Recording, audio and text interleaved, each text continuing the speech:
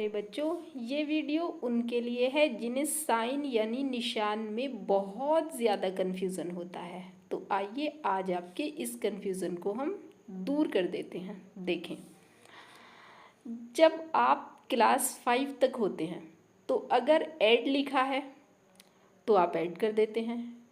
जैसे 80 और 30 यानी 80 और 30 ऊपर लिखा है जोड़िए या ऐड कीजिए, तो आप इसको ऐड करके लिख देते हैं 110 110, और ये बिल्कुल ठीक है। उसी तरह अगर यहाँ लिखा है सब्ट्रैक्ट तो आप इसको सब्ट्रैक्ट करके लिख देते हैं 60 में से, वो कह रहे हैं 40 को घटाइए फ्रॉम 60 में से, तो 60 माइनस 40 करते हैं आप, और उसके बाद आप इसको सब्ट्रैक्ट करते हैं, सीधा सा घटा देते हैं 20 यानी 20 आ जाता है। ये बात हो जाती है क्लास 5 तक की। लेकिन जैसे ही स्टूडेंट क्लास 6 में आता है तो उसको बड़ी डिफ़िकल्टी होने लगती है निशान में।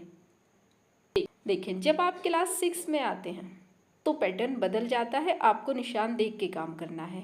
जैसे अगर आपके सवाल में ऊपर डायरेक्शन है ऐड, अब अगर आप इन दोनों को ऐड करके 13 लिख देते हैं तो ये बिल्कुल गलत हो जाएगा। 13 अगर आप लिखते हैं, चाहे आप प्लस का 13 लिखें चाहे माइनस का 13 लिखें, दोनों ही आंसर गलत हो जाएंगे, ये दोनों रॉन्ग आंसर हैं, हालांकि ऊपर ऐड लिखा है।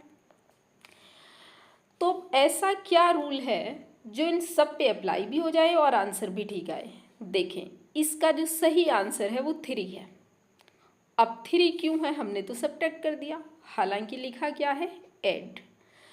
तो ये बात आप अच्छी तरह से समझ लीजिए कि जब एक नंबर का निशान +100 और एक नंबर का निशान -100 यानी उनके निशान डिफरेंट हो तो उनको सब्ट्रैक्ट ही किया जाता है, लेकिन अलजेब्रा में इसको ऐड कहते हैं।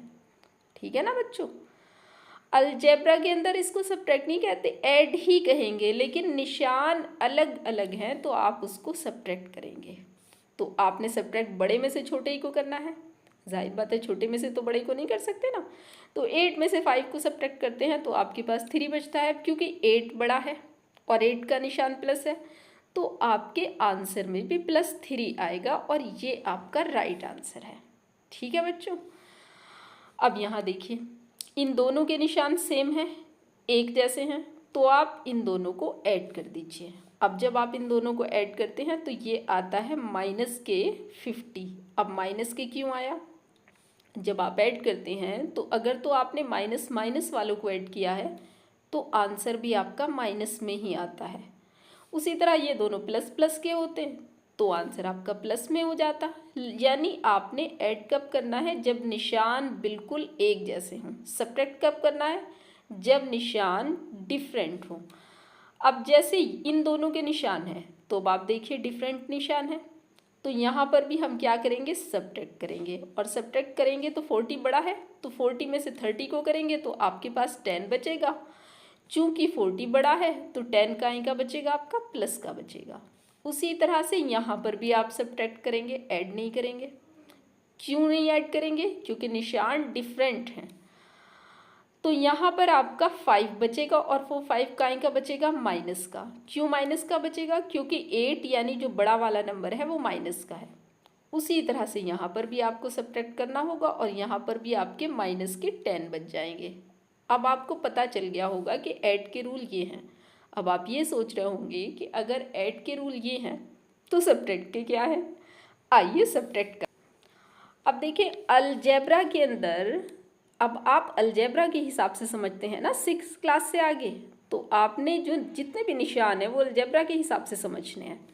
तो हमने थोड़ी देर पहले एग्जाम्पल दिया था कि कैसे सब्ट्रैक्ट करते हैं और वो हमने सब्ट्रैक्ट करके दिखाया था, वो 5 क्लास तक की बात है। लेकिन यहाँ जब निशान प्लस और माइनस के निशान आए तो बच्चे कन्फ्यूज़ हो जाते हैं, अब क्या करना है? देखिए, करना ये होता है, इसका मतलब है -20 को सब्ट्रैक्ट कीजिए, ऊपर सब्ट्रैक्ट लिखा है ना, और फ्रॉम 5 यानी सब्ट्रैक्ट करना किस में से है? 5 में से करना है। तो जिस में से सब्ट्रैक्ट करना है उसका आपको निशान नहीं बदलना है, ऐसे ही उतार लीजिए। देखिए, 5 का कोई निशान नहीं था यानी प्लस था, हमने यहाँ पे भी इसको ऐसे ही उतार लिया, कोई निशान नहीं लगाया यानी प्लस है। अब ये जो 20 है ना, इसको सब्ट्रैक्ट करना है ना, तो जिसको सब्ट्रैक्ट करना है उसका निशान चेंज करके लिख लीजिए। 20 हुआ। और अब आप वही कीजिए जो निशान के हिसाब से इनके साथ होना चाहिए। क्या होने चाहिए? ऐड होने चाहिए, क्योंकि इसका निशान कोई नहीं है तो अंडरस्टूड प्लस है, तो ये अब हो जाएंगे आपके 25। ठीक है ना बच्चों? आइए दूसरा एग्जाम्पल देखें। तो देखें यहाँ पर क्या करना है, फ्रॉम -9 और किसको, 8 को घटाना है, +8 को घटाना है। तो आपने क्या करना है, जिस में से घटाना है, फ्रॉम मायने क्या होता है, में से, इसका मतलब है +8 को घटाइए -9 में से। तो जिस में से घटाना है उसको आपने ऐसे ही लिखना है, उसके निशान में कोई चेंज नहीं करना। जिसको घटाना है उसके निशान को आप चेंज करके लिख लीजिए। ठीक, अब ऐड करेंगे या सब्ट्रैक्ट करेंगे ये डिपेंड करेगा कि इनके निशान क्या हैं। अब इनके निशान क्या हैं, एक जैसे हैं, एक जैसे हैं तो ऐड ही किया जाएगा और ऐड करके ये आ जाएगा आपका 17। तो देखा आपने, ऊपर लिखा था सब्ट्रैक्ट, लेकिन हमें काम किसके हिसाब से करना है, निशान के हिसाब से। अगर हम सीधे सीधे सब्ट्रैक्ट कर देते गलत हो जाता। इसी तरह से ये एग्जाम्पल समझिए।